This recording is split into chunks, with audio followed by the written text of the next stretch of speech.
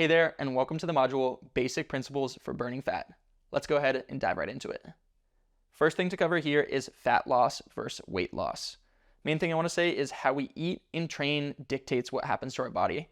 So here are a few scenarios of how eating a specific way and training a specific way will impact your weight on the scale and your body composition. So first and foremost, it's no resistance training plus a caloric surplus.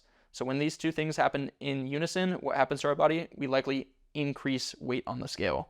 This is likely going to be through fat acquisition. Next up is going to be resistance training plus a surplus. This is likely also going to lead to a weight increase, but depending on the signal that we're sending in the gym, it should be muscle and a bit of fat.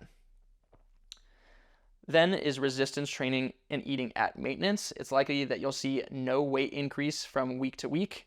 You're providing the necessary building blocks for your body to recover, but not to grow from. So you'll likely get an increased performance impact from this eating strategy.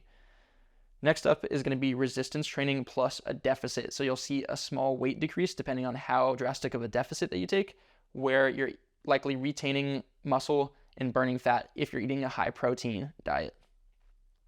Lastly is going to be no resistance training and a caloric deficit, and this is going to lead to the largest weight decrease, most likely both muscle and fat. So a great place to kind of sit for climbers would be in these middle three sections. So resistance training plus a surplus, resistance training eating at maintenance, or resistance training and eating at a deficit. And these can be periodized in your training depending on what your goals are or your performance timelines for specific competitions or whatever it might be. So some super simple eating methods for climbers. First and foremost, we want to make sure that we're always training to build strength and muscle constantly. That's going to be a great signal to be sending to the brain throughout your entire life. Next up is going to be eating in phases for your goals. So something you want to mention is, long-term maintenance is likely going to lead to the best performance goals. If, climbing performance is your primary goal, you don't really want to be fluctuating your weight from week to week or month to month or drastically in phases, because this will impact performance along the way. So if becoming the best climber you can be is your goal and you're already at a pretty decent body composition, continue eating at maintenance, fueling your training sessions, and that will likely lead to the greatest performance.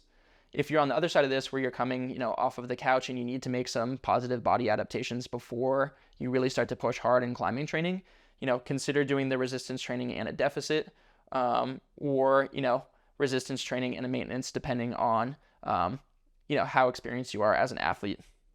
Last thing to talk about here is going to be eating, again, a high protein, nutrient dense diet with natural whole foods. So this is going to be the best scenario for you, providing your body those resources, mainly the macronutrients and the micronutrients like vitamins and minerals, to help your body do the things that it needs to do in training, especially when we're trying to send a very specific signal to the brain to make these adaptations.